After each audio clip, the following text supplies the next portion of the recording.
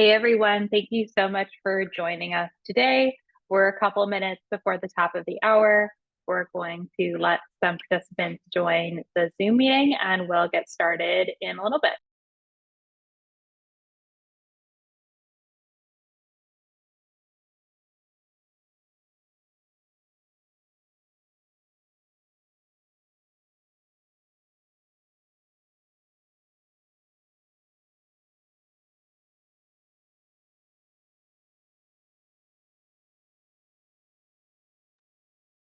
Hey everyone, thank you so much for joining us. We will get started in a couple of minutes as we let people filter in from the waiting room.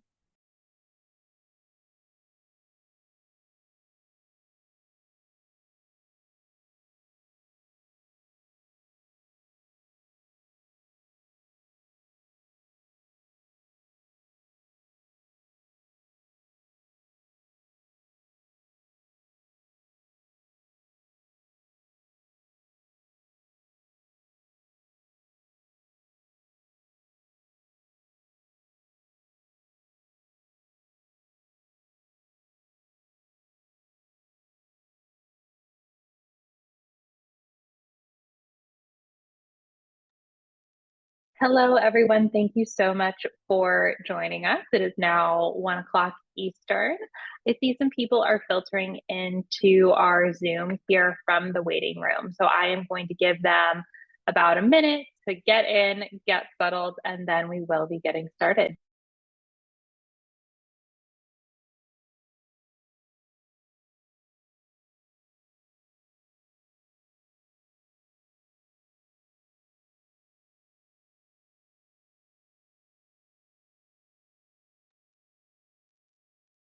Hi, everyone. Thank you so much for joining us. Again, we are just waiting a couple more, maybe 30 more seconds till I see the participant number stabilize. We're having people still come in from the waiting room.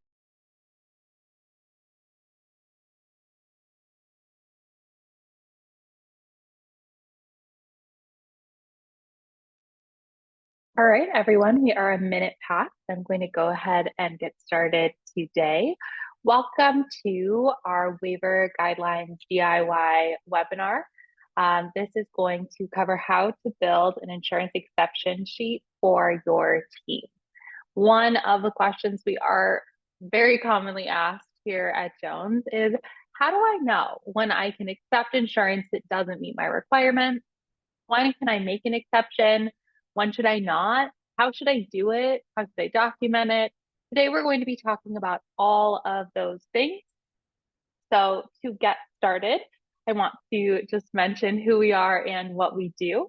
Jones is an insurance compliance solution for property management and construction. I personally work with a lot of our customers here at Jones, helping them use our service to collect COIs, audit them against insurance requirements, and manage them.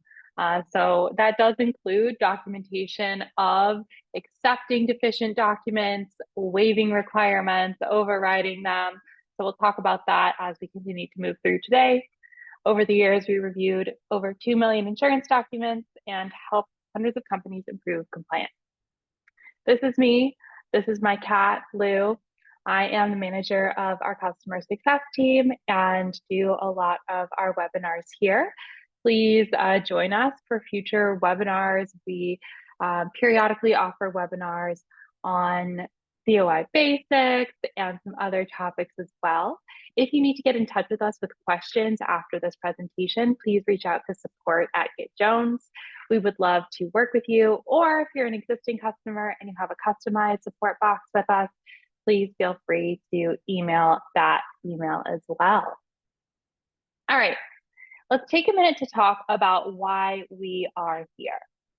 A lot of our customers run into situations in which their vendors, tenants, subcontractors cannot meet the insurance requirements that they have laid out for them. Today, we're going to talk about what to do in that situation. It's really common.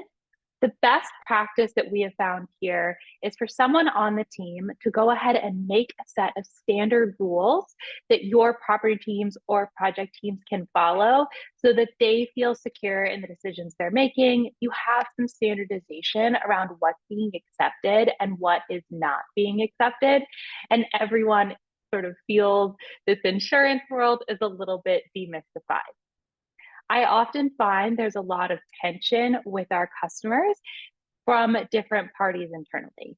You may have someone who is on your risk team or your legal team who wants there to be a lot of really tight and complicated insurance requirements. You may have someone who is sort of overseeing your organization who's very invested in having a high rate of compliance at your properties or projects. And then you have the property or project teams on the ground trying to work with vendors, tenants, subs to get them compliant. And often I find those parties are in tension. So this is one of the ways that you can work together between those three parties to create a system that's effective and hopefully a little bit less stressful for everyone involved. The best plan I usually find is for someone to kind of create this guideline, shop it around to your risk team, different teams who need to sign off. Once you have it signed off,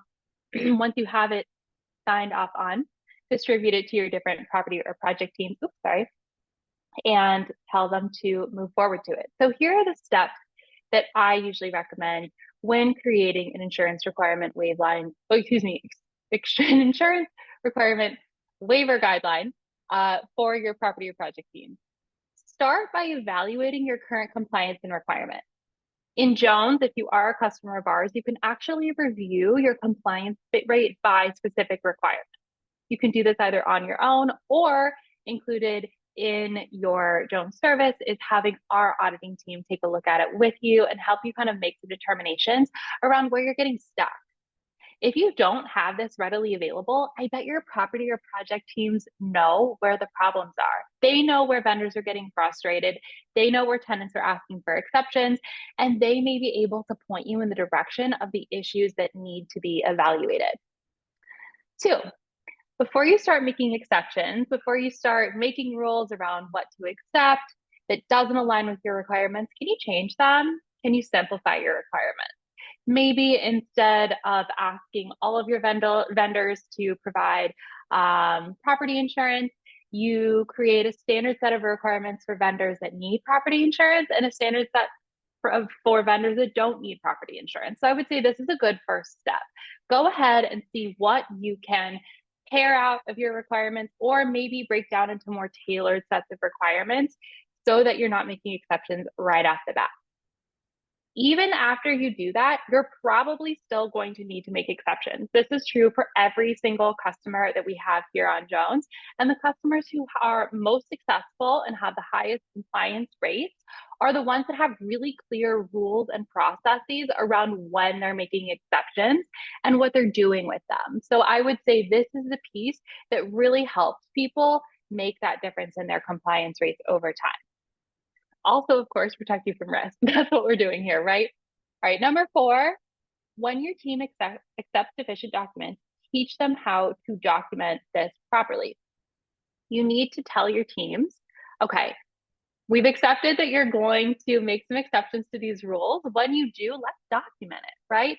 In the Jones product, we have the ability for you to choose a reason, to leave a note, also store documents. If you're not using Jones, you want to find another way to do this. You want to make sure that all of this is documented, kept in one place, maybe a folder, a file, and that you're storing that documentation for a standard period of 10 years. So that if you have a liability event come up or a claim, you're able to reference your decision-making process at the time. 5, make rules around the duration of your exceptions. Are you making exceptions forever? If a vendor tells you that they're absolutely not handling hazardous waste ever and they are just there to deliver paper, maybe you can go ahead and say, you know what, we're not worried about pollution ever.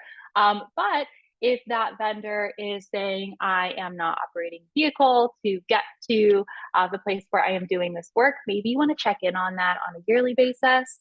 For some of our customers, that is per project or per policy period, meaning the duration of sort of their current insurance policy. So these are all things that you want to work out clearly, communicate to the team.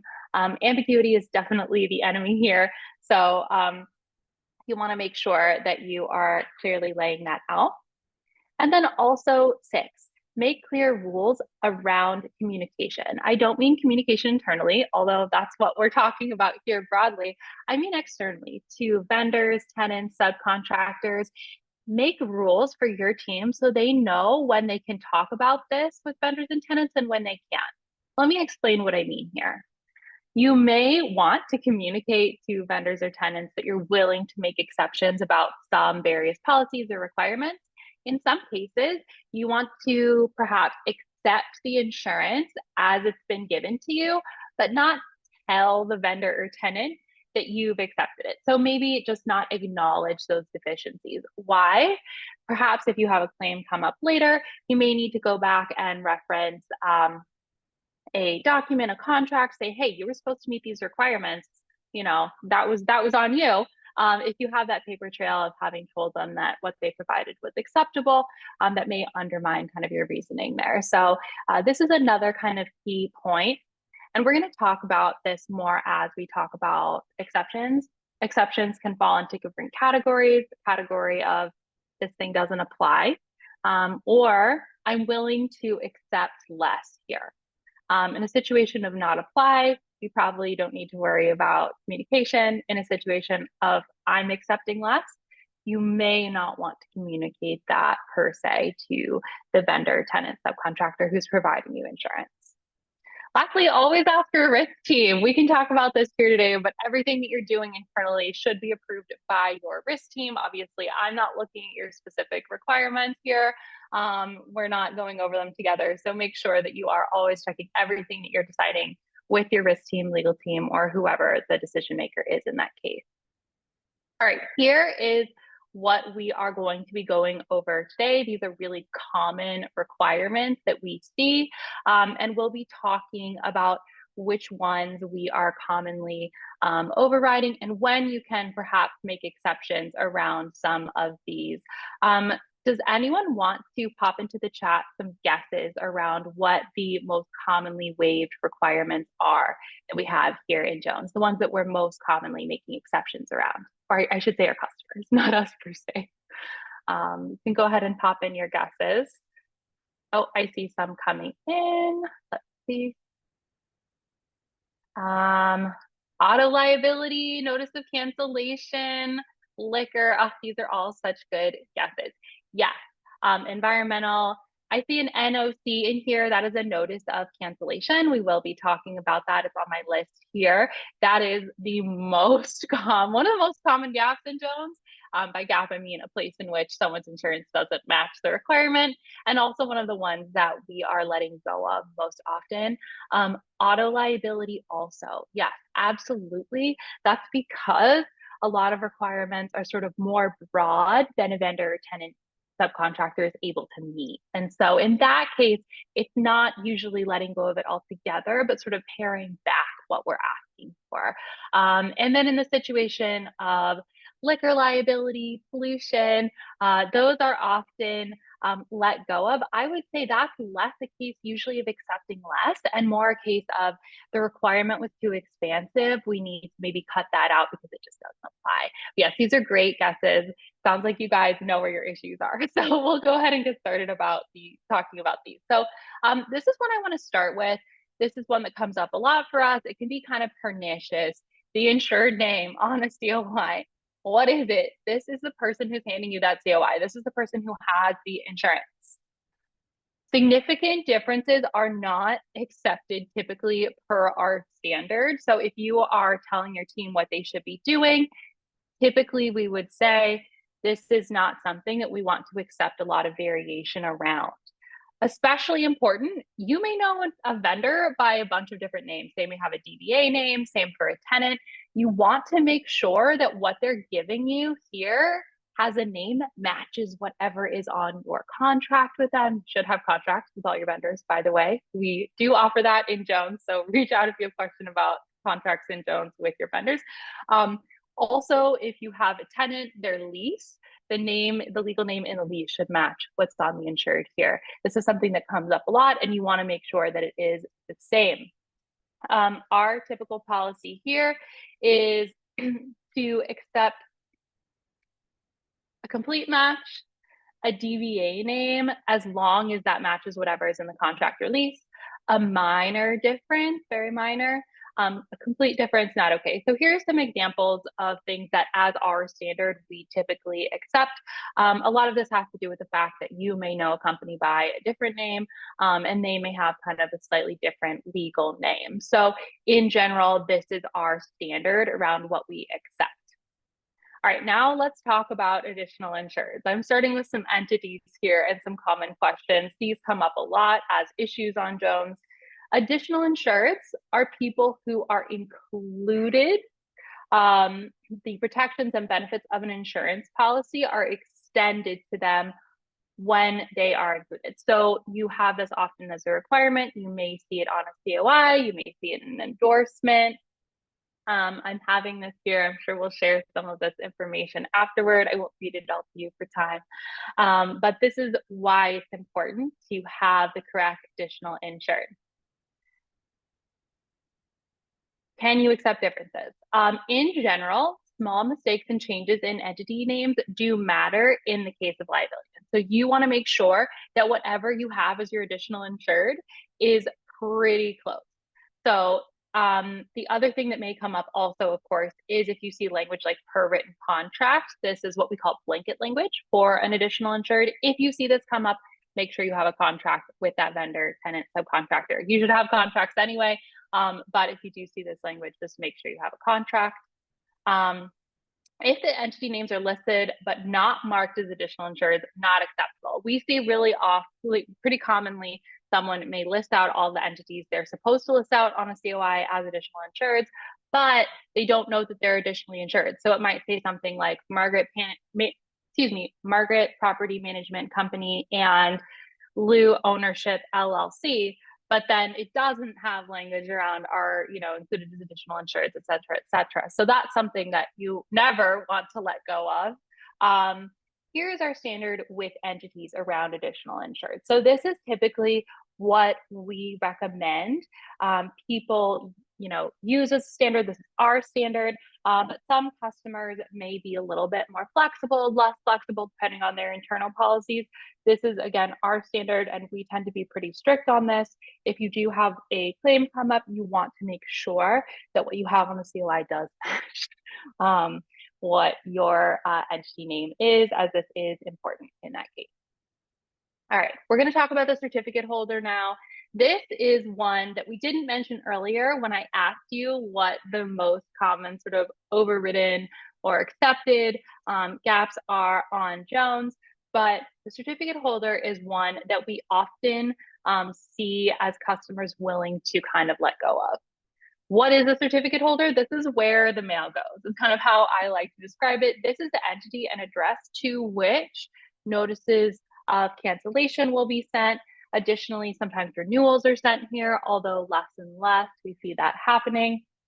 Can you accept differences in the certificate holder? Consult your internal policies. That being said, the certificate holder does not provide any sort of coverage. We often even see, though brokers, insurance companies are supposed to be providing notices of cancellation, they don't do it. Even if you're requiring it, even if they have promised that they will do it, they often do not. So this is one of our most common exceptions that we see in Jones. Many of our customers even choose to make us a certificate holder so that we manage their mail. I hope that's kind of an indication of lack of concern around the entity here. Our standard is to be very flexible, definitely with addresses. Most of our customers are comfortable with a suite number missing. They usually don't want to see a certificate holder that is completely off base. It shouldn't be another company, but in general, they are very flexible on the certificate holder here because it doesn't confer any sort of coverage. So this is something that you may be willing to be flexible on. Insurance brokers do make mistakes when typing entities and addresses. So this is something that we often see exceptions around in a way that we would not see exceptions around an insured name or an additional insured. All right, can I accept deficiencies in general liability coverage? We're going to start talking about some of the policies that you're going to see here. What is general liability? This is your big one. It covers 4 main categories. These are pretty important and sort of the most, I just call general liability, the most general insurance coverage that you're going to be requesting. This is almost never disregarded. I think basically every customer on Jones has general liability as a requirement, and it is very, very rarely disregarded. However, sometimes we see customers who are flexible on the amount required for general liability. So the limit, it could be that you have a limit of 5 million and your vendor provides you a certificate of insurance with 3 million as the limit for general liability. Some of our customers may be willing to accept that lower limit. You may be thinking, well, it sounds like a judgment call. It is kind of a judgment call. And so circling back to how we sort of started this off, I think it's really important to try to, before you're making exceptions around general liability, see if you can change your requirement.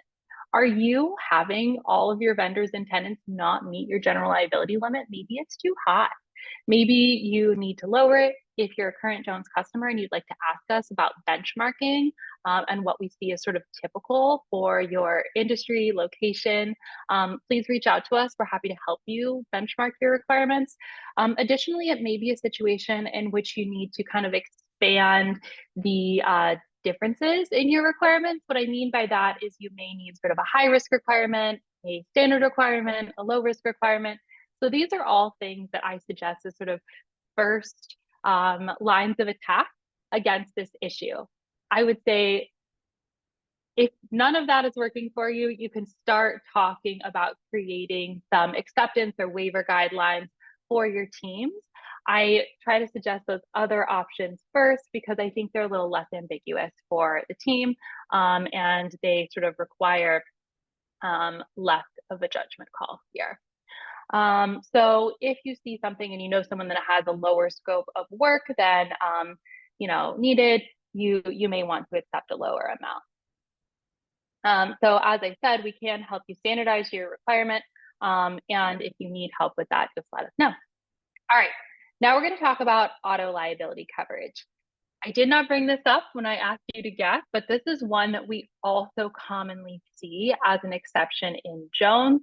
Let's talk about why. First of all, what is automobile liability? It's basically like a general liability, but for things that involve automobiles. I would say is the easiest way to understand it. And so for this reason, if you have a vendor, tenant, subcontractor who is operating a vehicle in the course of their work, or even driving to and from the place where they are going to be doing that work for you, you want to require automobile liability. Can you accept this? Well, here are situations in which you might want to require it. You will notice that there are some options with automobile liability. When you require this on a document, on a COI, usually the options are any auto, all owned autos, hired autos, non-owned autos, and scheduled autos.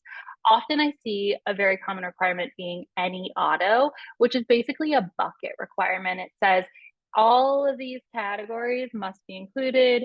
Anything that falls into these categories will be covered. All owned autos is sort of a bucket for any vehicles that are owned by the company, hired, rented, non-owned, pretty clear, non-owned. And then scheduled, if you have scheduled autos, you would then see a list enumerating the cars. So anytime you're seeing this scheduled autos come up, you would expect to see a schedule or a list of the autos that are covered.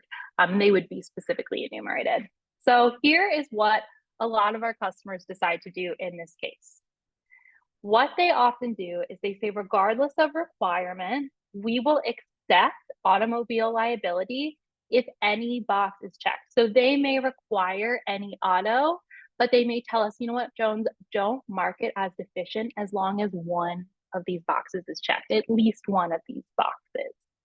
If that is a little bit too uncomfortable for you, and you'd like to kind of increase documentation around this, perhaps you consult your requirement. If your requirement is any auto, you can expect that vendors and tenants are going to come back to you saying, you know what, I only have all owned, or I only have hired. Can you accept that? You may choose to accept it, but this is a great moment to talk about documentation. This may be a moment in which you want to collect information from that vendor or tenant related to why they can't meet your requirement. Is this because they say they don't own any autos or something of that nature? If they tell you this information, you should save it. Save down the email, take a screenshot. You can have them fill out a form. If you have an internal waiver form with your company, that's also a great idea. Remember, we talked about documentation, storing documentation. Industry standard for storage is 10 years. In Jones, you can easily upload this documentation to the related docs tab on a vendor or tenant card in the system. This is how we store it. For those of you who are not using Jones, you may just want to have it sort of on file in some way, connected, but it's always best practice, especially because there's an acknowledgement here that you're accepting something lower, that you're documenting the reason here. And I will say, just as an aside, if your vendor or tenant tells you that they don't own any autos and therefore they can't get the any auto category, they may not be lying to you, right? It can be expensive to get any auto if that doesn't apply. And so you may see that come into play. If they're telling you it's difficult to get a category that doesn't apply to them, they're telling you the truth here. All right. Can I accept deficiencies in umbrella liability coverage? As a reminder, umbrella liability is sort of an additional protective layer. It often sits over your general liability, auto, employer's liability. Some customers may extend it to other liability coverage as well, just depending on kind of your rules. Basically, what it does is if you run out of general liability and you need additional coverage, then you can go to your limit for umbrella liability to help cover the overage there. And like I said, this works for some other policies as well. So can we accept deficiencies in umbrella liability coverage? Well, refer back to general liability. This is going to be determined by the amount of coverage that you need. So if this is a really low risk situation, you may choose not to require it. If it is a high risk situation, you may want to require it. Some of our customers only require umbrella if it's needed to supplement like another policy. What I mean is if their general requirement for general liability is 5 million, they get a COI from a vendor that has 3 million of general liability, but it has another 3 million of umbrella, then they're good to go for that 5 million general liability requirement because they have 3 in general liability, 3 in umbrella liability, together that is 6. And so it's in excess of that 5 million limit requirement. And so that customer may not even require umbrella, but they may just kind of be using it in this situation to supplement other limits. Something that comes up often is if I require, let's say, general liability and auto liability, and the vendor hands me a COI and says, look, I have general liability and I don't have auto, but I do have umbrella, and umbrella is going to provide that extra coverage that you need from auto. Isn't it fine? Is it fine? No, it's not fine. Umbrella liability can only come into effect if there's an underlying policy. It cannot supplement something that's not there. So if auto is missing, if general liability is missing, if employer's liability is missing, then having umbrella is not going to make up for that difference. So in that case, you would probably not choose to let go of that underlying requirement. All right, now we're going to talk about workers' compensation. This one is a little bit funny. Workers' compensation is, of course, there to pay out to workers who are injured while performing their job. This one is actually regulated by state, except in one state, Texas. So due to this, you have a little flexibility in your workers' comp requirement. You do need to be requiring this.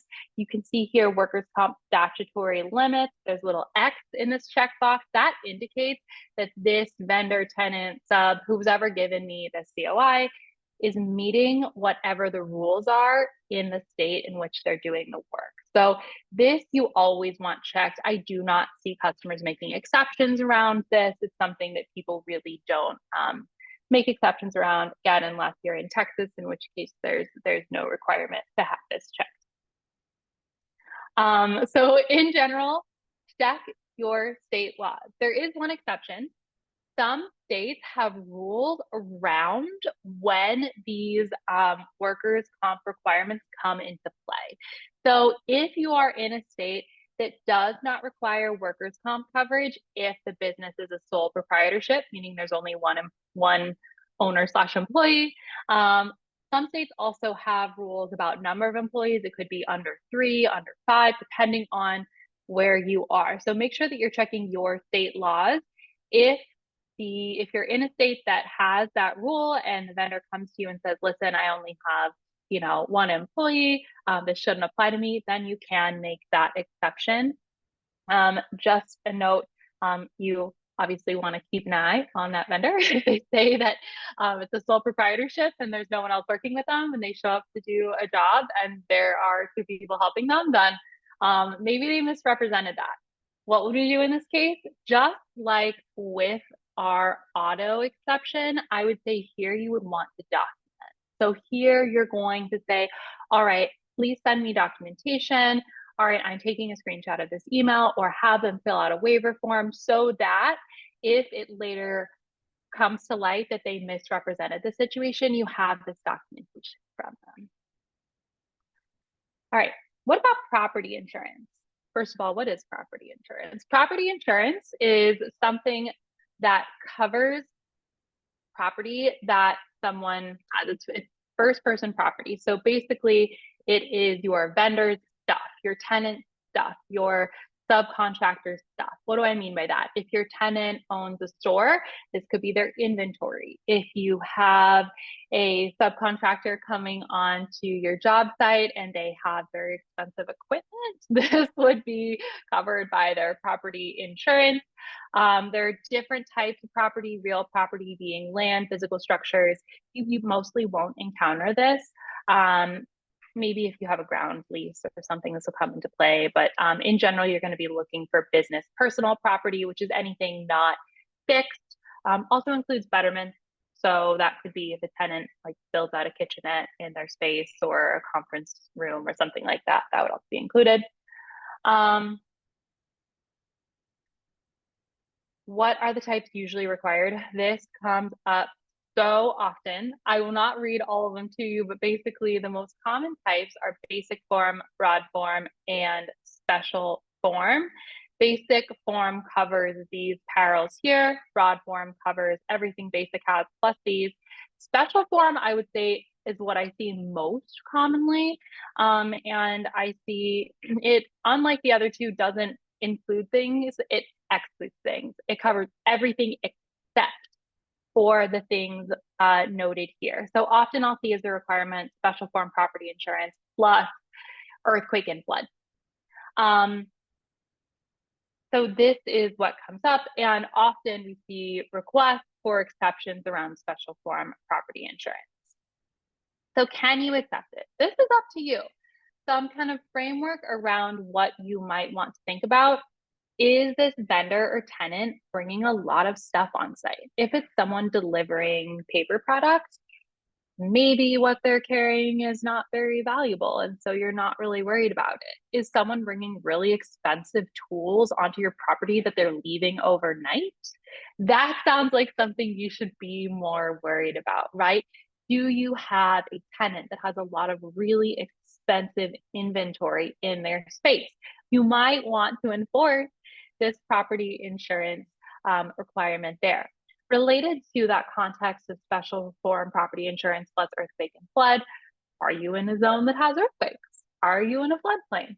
These are kind of questions that you can consider when making the requirements and when enforcing the requirements. I will add here, you may be thinking, Margaret, why would I need to check if I'm in a floodplain or not? Like, why would that even be in the requirements if I'm not in a floodplain? Why would that be there? Well, a lot of insurance requirements, I would say more commonly in leases, I found, don't necessarily have a lot of relation to the place or even the type of business. So very commonly you'll see these insurance requirements that actually just don't apply at all in leases. I see this a lot with property insurance plus earthquake and flood. So just keep that in mind. If you have tenants, you can expect that this is one that's probably going to be coming up. All right, waiver of subrogation. What is it? Do I need it? Can I waive it? First of all, what is a waiver of subrogation? I'm going to go ahead and bring all this up on the screen and then give you kind of a real world example. So let's say that I walked into a coffee shop and the floor was really slippery and they hadn't put out a sign to tell me that it was slippery and I fell and broke my ankle. I would probably then go to the hospital to get my ankle set. And then who would I ask to pay for that hospital visit? Well, probably my health insurance, right? I would say, hey, can you help me with this hospital bill? My health insurance company would probably pay for my hospital visit, knock on wood. And then they might say, wait a second, Margaret went to the hospital not through her own fault, but because there was a coffee shop that was negligent. We don't want to have to pay for her ankle. We think that coffee shop should have to pay for Margaret's ankle getting fixed. So then they may go and sue that coffee shop. That is the process of subrogation. My right to recovery is what I gain when I slip and hurt my ankle. My transfer of right to recovery is what happens when I have a third party pay for that injury, namely my health insurance company. Subrogation is when my health insurance company goes to the coffee shop and says, hey, you need to pay for this because it's your fault. That's what it is, just so we all know. All right, can I accept a missing waiver of subrogation? Well, this is going to be kind of a risk tolerance choice, but we can have a conversation about something here, which is how the waiver of subrogation is evidenced, meaning how you ask your vendor or tenant to document to you that they have a waiver of subrogation. So you can ask for this either on a COI or, oh, I'm so sorry. I took us back one. We'll just go back here. All right, you may see this on a COI or you may see this on an endorsement. If it's on a COI, that's usually easier to have evidence than if you expect to see it on an endorsement. An endorsement is a higher standard of proof. We consider this to be kind of an addendum or piece of the insurance policy. So you can sort of trust a little bit more that this actually is in place. You have it in a separate document. However, depending on kind of the industry you're in and what your expectations are, it may be very difficult to get a waiver of subrogation as a separate endorsement. So you may want to explore the possibility of maybe requiring it as an endorsement, but not saying anything if you only get it on the COI. This is an example of where you can kind of toe that line of accepting something that's a little bit less than you're requiring, but maybe easier for the vendor or tenant to meet without actually telling them that you've decided it's acceptable. So this is a change that we see a lot of our customers make, and it usually makes it easier for those property teams or project teams to stop chasing for these extra pieces of paper. Similarly, notice of cancellation. We talked about this earlier. This is the most commonly waived gap on Jones. We see it sometimes written in the description of operations box here. Sometimes we see it as a separate endorsement. As mentioned, it's not something that is usually going to, we find, be carried out. Even if you have an endorsement or a provision on the COI that says that the insurance company or broker is going to provide the notice of cancellation, we often find that they don't end up providing it. And so for that reason, a lot of our customers tend to accept insurance provided without this endorsement or provision. I will also add that it can be expensive. for vendors or tenants to get this.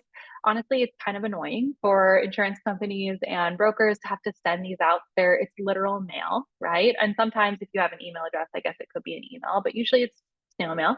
And they don't want to do it. And so they can make this actually very expensive, very, very expensive for vendors and tenants to buy.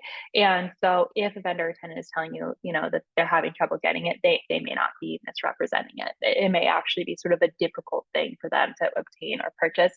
Some insurance companies and brokers aren't even offering it anymore. So I will tell you that, it's something that a lot of our customers have decided to let go of for that reason. This is an example of what it would look like if it was on an endorsement, just versus the COI. We have a COI here, endorsement here, but a lot of our customers will override this. And I have it noted, one of the most common deficiencies in Jones. All right. Cyber risk or cyber liability. Let's talk about who needs it. All right. What it is, this is liability arising from theft or unauthorized dissemination of confidential information.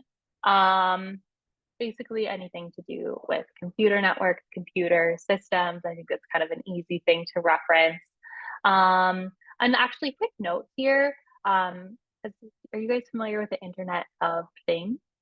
It's things that are connected to the internet that aren't kind of traditionally thought of as computers. So for instance, if you have fancy light bulbs that you can control with your phone, or maybe a refrigerator that can tell you what is in it, or even an HVAC system sometimes that can be controlled by a computer.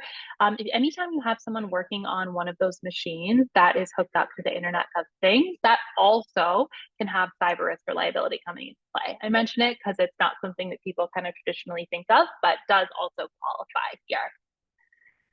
Often we find, oh, here we go. I had some information here. So anyone, again, touching computer network or Internet of Things is going to come into play. If someone doesn't fall into this category, you may not need to enforce this, right? If someone is just coming in to deliver flowers, deliver coffee, do something that is not going to be touching this, you don't need to worry about it. So we do see this as something that is often kind of disregarded as a requirement. You could have this in a waiver guideline. Hopefully, through this process, you would make kind of a PDF or sheet that you would share with your teams. So you could have this included as a guideline. No need to enforce this if it doesn't come into play. However, I would say if you're setting out standard requirements for vendors, this is an opportunity to include this as kind of a separate requirement. So maybe you could say to your property team, here's your standard insurance requirement, and then here's a separate one for someone who's coming in to touch anything kind of network related. In the case of leases, you can't control what kind of gets put in there and what doesn't. So you may want to have this in your waiver guideline for anyone who is going to be interfacing with leases. Liquor liability, really same deal as cyber. It's the kind of thing that either applies or it doesn't. So what is it? This protects against issues basically resulting from use, distribution, sale of alcohol. We often see this as a requirement for tenants, although you may see this as a requirement for vendors, especially if someone is coming on to bartend or maybe bring alcohol onto the property for an event or something like that. Yeah, we often see this come up in leases in which it doesn't apply. I actually had a conversation with a customer just yesterday. We were going through their lease requirements. There was a requirement for liquor liability for a tenant of theirs. It was loss of 10. I don't think that they are selling, vodka alongside the hand cream. So just kind of goes to show it's really commonly included in leases where it doesn't apply. I will say that I sometimes get questions about this from customers who have tenants who maybe don't sell liquor, but maybe offer it. An example might be a jewelry store or maybe even a bridal store. They might offer a glass of champagne to a customer, but they're not really selling alcohol. That is actually a separate insurance requirement. That would be host liquor liability, which we almost never see, not liquor liability. So if it's a situation in which someone is just kind of serving a glass of champagne, but not really selling alcohol, then this would not, they would not necessarily fall into the category of needing liquor liability. All right, again, in the category of things that often don't apply, environmental or pollution liability. So what is it? Someone basically handling hazardous substances. Something dangerous, some sort of dangerous material, who needs it, anyone who is kind of engaging in touching these materials, removing them, bringing them onto the property, can you waive it? Ask your team. In our experience with our customers, many of them only enforce this if this is something that is a large or significant volume of material. What do I mean by that? If you have a tenant and their office manager is spraying a can of Raid around their office, usually that's not something that a customer would enforce related to environmental or pollution liability. This is really meant for vendors who are kind of using a lot of this material or removing it. You know, maybe they're removing hazardous waste if you're a medical facility. And this might come into play. Other than that, not usually something that is relevant. All right, I have a quote here from one of our customers. With Jones, we have control over these decisions. The Jones platform does let you override specific requirements and gaps so that you have documentation. You can choose from a drop-down list the relevant reasons for choosing to disregard a requirement or override or accept. And a lot of our customers have found that having this tool for easy documentation, clear standards has let them increase their compliance rate in a way that is still visible to everybody and is effective risk management. So we have made it through all of our slides. I want to take a minute to thank you all for joining us. If you have a follow-up question, you can pop it into the chat right now. I'm happy to go over questions with any of you. So please go ahead and start popping those in and I will start answering them. If I don't get to all of our questions that we run out of time, or you would like to ask something that's specific to your account or maybe about the services that we offer, you can reach out to support at Get Jones or your customized inbox if you're a current customer. If you're not a customer, please reach out to Natalie at Get Jones and she will help you. All right, I am getting some questions, so I'm going to go ahead and look at them. For waiver of subrogation, can you describe how we can add them to the additional insured? For instance, what language do we use? So for the waiver of subrogation, you usually have this related to specific policies in Jones. Let me go ahead and actually backtrack a little bit in my slides so that we can look at this together. While I do that, I'm going to go ahead and look at some other questions. Will the slides be available? So I believe we're going to be sending out a recording, and then we have some additional documentation that we're going to be sending out as well. The marketing team will be following up after this call with some information that they will be sharing.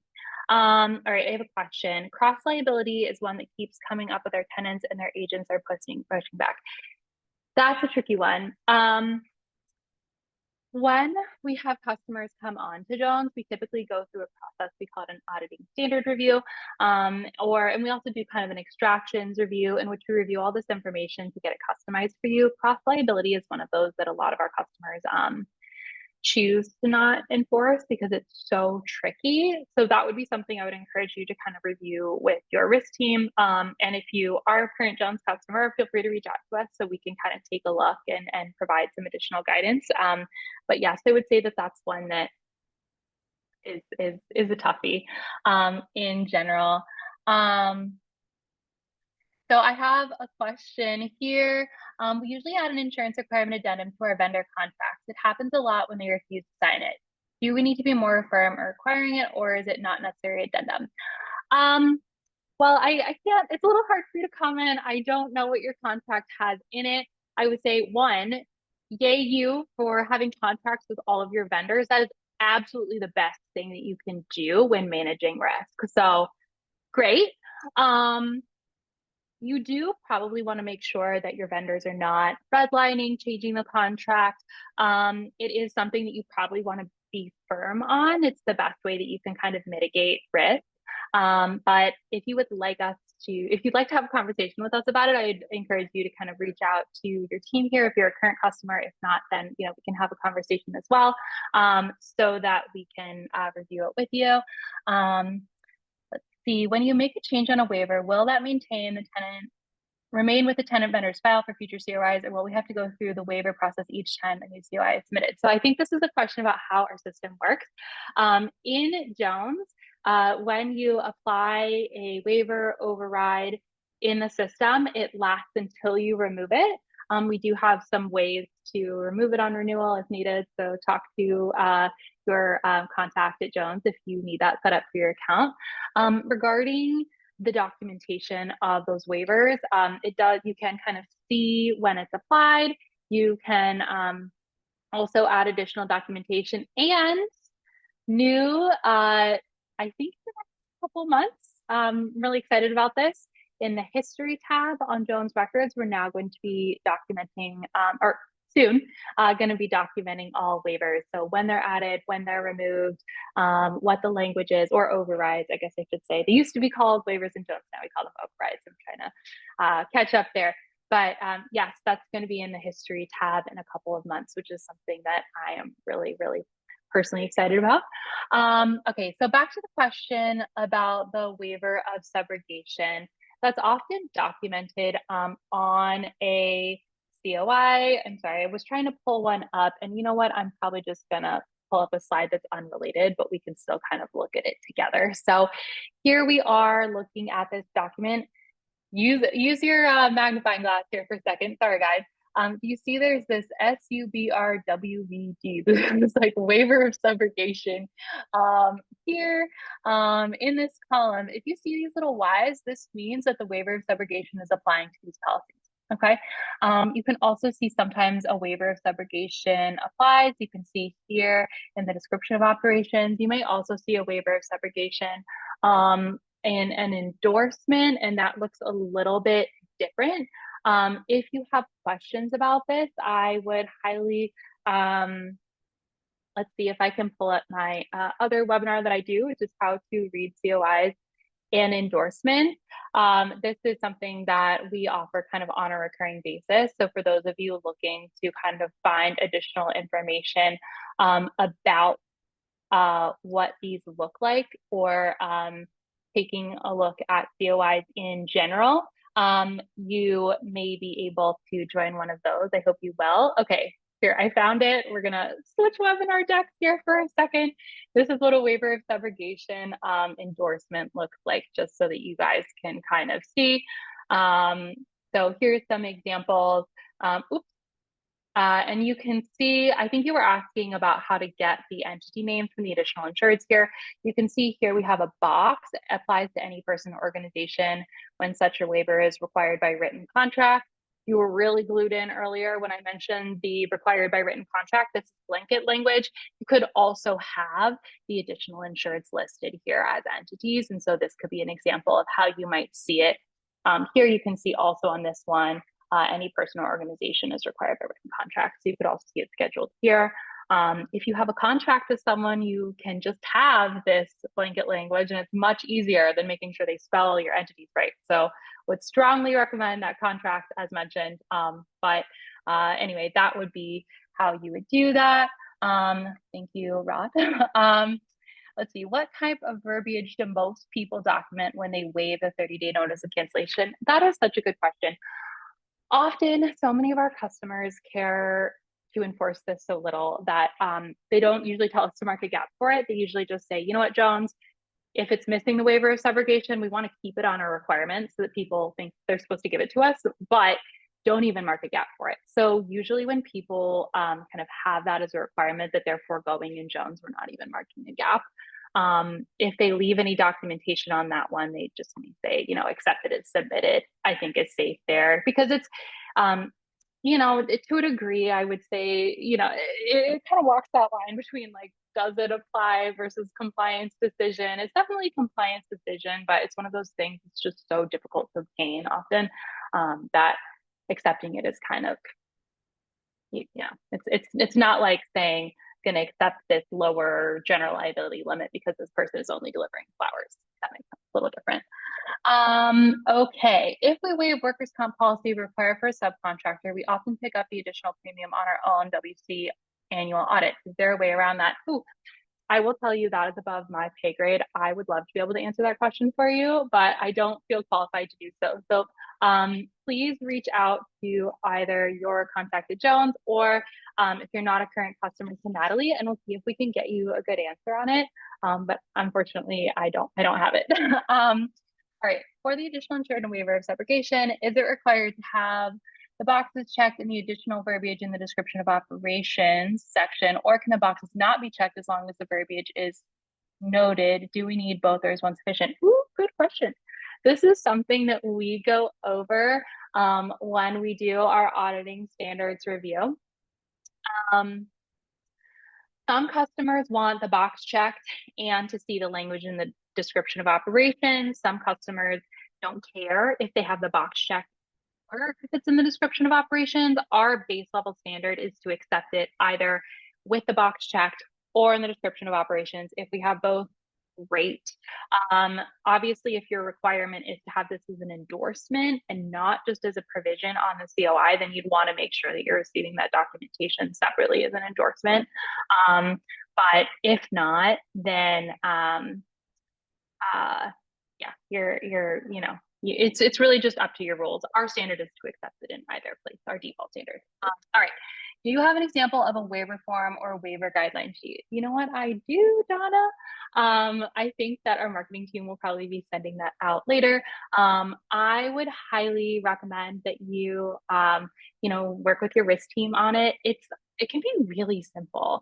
You know, I think the ones that I have specifically are geared towards current Jones customers. What do I mean by that? I mean that they're more about kind of like which policies can we let, you know, which requirements can we let go of and where. They're less about documentation because in Jones, you're kind of forced to do some documentation when you create an override. But if you are not a current customer, you may want to add in sections about documentation. Sorry. Does Jones have a requirement / waiver checklist that we could adapt for the end user? Oh, I think I just answered that. Yeah, we do have something. I think our marketing team will probably be following up after this webinar with some guidelines and stuff. I think we're also going to be writing an article or blog post about it too upcoming, so stay tuned. And I'm going to give everyone just a couple seconds to submit any last questions they have. While you do that, we do often they offer webinars. We offer them about lots of different topics. Sometimes they're really kind of deep dives and sometimes they're more general. So I hope you'll join us again. We are also looking to make it so that you can subscribe to a series. So if you're interested in subscribing to our entire webinar series, please ask us. All right, I have another question. Do you have construction COI samples that you can share? I would say this would probably fall into the category of benchmarking for us. We absolutely offer benchmarking for customers. If you're not a current customer, then please reach out and we'll see what we can do to offer it for you. We often, you know, I mean, the thing is that benchmarking is not generalized in a way because we have different benchmarks for different areas. Anyone who is in the construction world knows that construction in New York is a very different animal than construction somewhere else. So we want to make sure we understand the scope of the work that you're doing, the location, etc., so that we can give you good advice. I'm so glad that you found this useful.